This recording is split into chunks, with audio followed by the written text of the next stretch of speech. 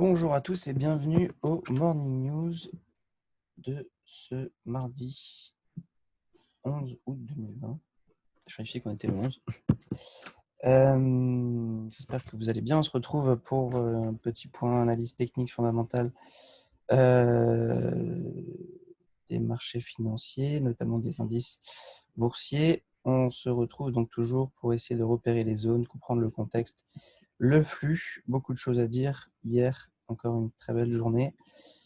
On va commencer par un petit horizon fondamental. Donc, qu'est-ce qu'on peut dire? Eh bien, horizon assez dégagé. Vous avez sûrement dû entendre parler de possible vaccin qui nous vient de la Russie, de Poutine, pour le corona. On a possiblement un accord imminent qui a été trouvé entre le Congrès et la Maison-Blanche pour un plan de relance et de soutien de l'économie.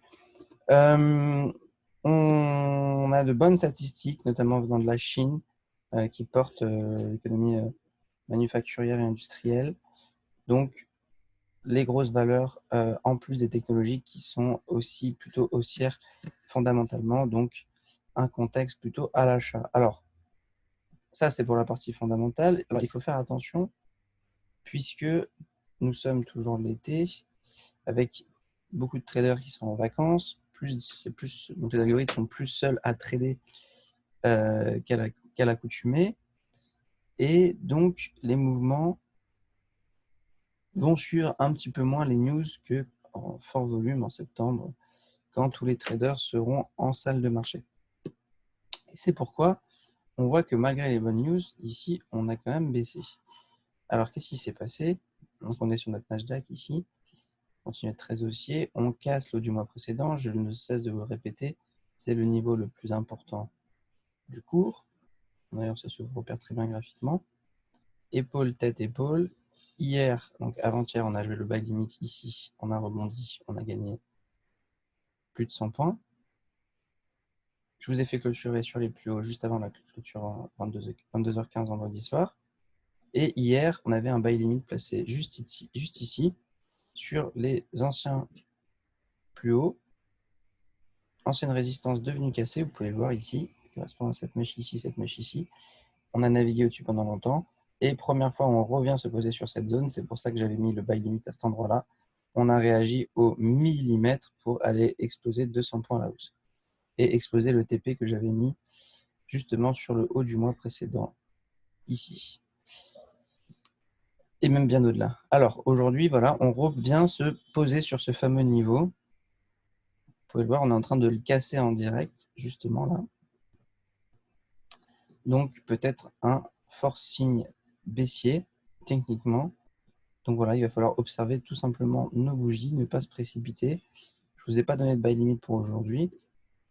Mais si on revenait sur cette zone basse, bien évidemment, des 10 920, on aura une très belle zone à jouer pour un petit rebond, au moins peut-être pour aller chercher le MRA mensuel à 10 975. Donc, attendre l'ouverture, sentir le flux du marché, savoir que ce niveau-là est le fameux gros support, mais s'il est cassé, logiquement, il n'y a pas de raison qu'on ne revienne pas chercher les plus bas d'hier, voire casser les plus bas d'hier et revenir chercher le pivot mensuel. En tout cas, vous voyez que si on confirme l'épaule tête épaule, on reporte cette espérance de gain ici. Vous voyez qu'on a quand même plus de 200 points. Donc ça nous ramènerait vers ici, au moins. Comme on peut très bien donc garder que les acheteurs tiennent ce niveau-là et qu'on revienne chercher les plus hauts. Donc surtout, toujours pareil, c'est ce niveau clé, les 11 060, 11 070 sur Wave to Market. Vous avez vraiment l'aimant du marché. Et si on casse par le haut ou par le bas ce niveau-là, donc en bougie 1 minute, 5 minutes, vous voyez ici. Alors, ce n'est pas une toute petite cassure comme ça, il faut vraiment que vous ayez eu un mouvement initié, que vous soyez sûr que ce niveau est devenu résistance. Ici, vous voyez, on s'y accroche, on est en train de vouloir rebondir dessus. Mais dès que vous avez un beau price action et de volume dans un sens, vous pouvez acheter et dans l'autre, vous pouvez vendre. C'est ce que j'ai fait hier. Si je vous montre sur le 1 minute, vous allez pouvoir voir mes entrées.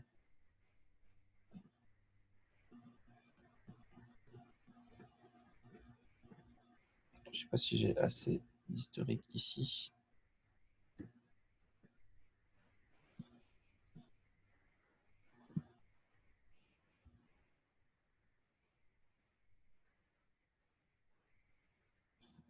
Voilà.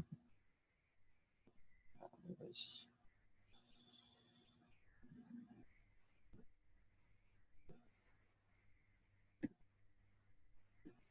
Hier, ce même niveau, haut du mois précédent, j'ai shorté quand on l'a cassé. Vous voyez ici, je suis rentré ici.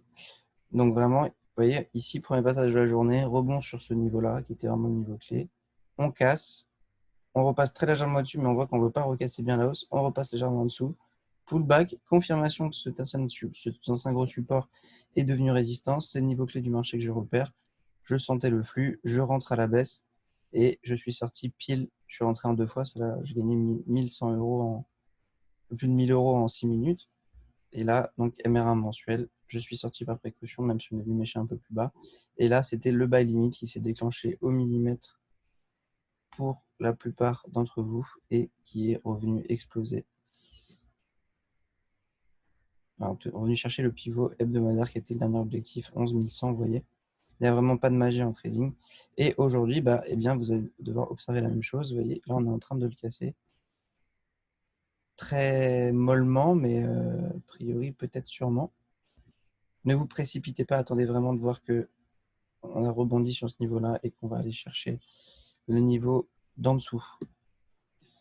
Donc voilà ce que je peux vous dire sur le Nasdaq. On a vraiment ce niveau clé qui est vraiment primordial et qui est très très intéressant pour aller chercher des mouvements de 50, 100 points d'un côté ou de l'autre du niveau, sachant qu'on a quand même cette épaule tête épaule. Donc si on confirme la cassure du haut du mois précédent et qu'on va commencer à baisser, comme je vous l'ai dit, on a quand même cet objectif de gain.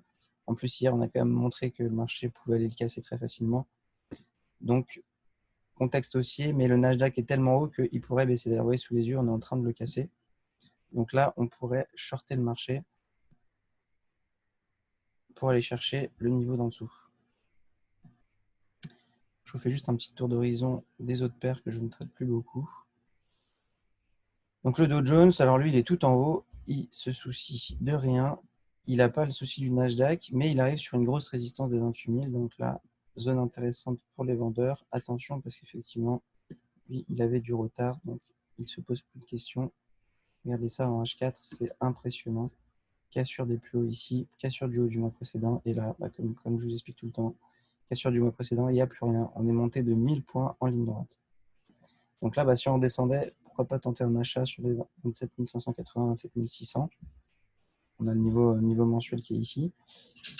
Sinon, bien sûr, pourquoi pas shorter à ce niveau-là des 28 000. Ça pourrait être intéressant juste pour aller récupérer 100 points, mais on joue contre le flux, donc vous savez, c'est pas du tout ce que je privilégie. Donc plutôt attendre un pullback pour se passer à l'achat si vous voulez trader le Dow Jones. Puis si on venait à monter encore, vous voyez le niveau MR3 mensuel, 28 440, voire même bien sûr 29 000. Là, on aura des très très belles zones de vente. R3 mensuel, ça pourrait être très intéressant à shorter.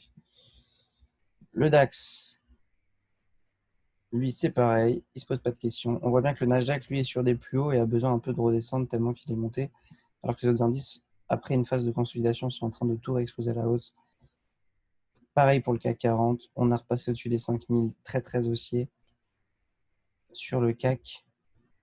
Et pour finir, on peut regarder le S&P. Ça nous donne un peu la tendance de fond du marché.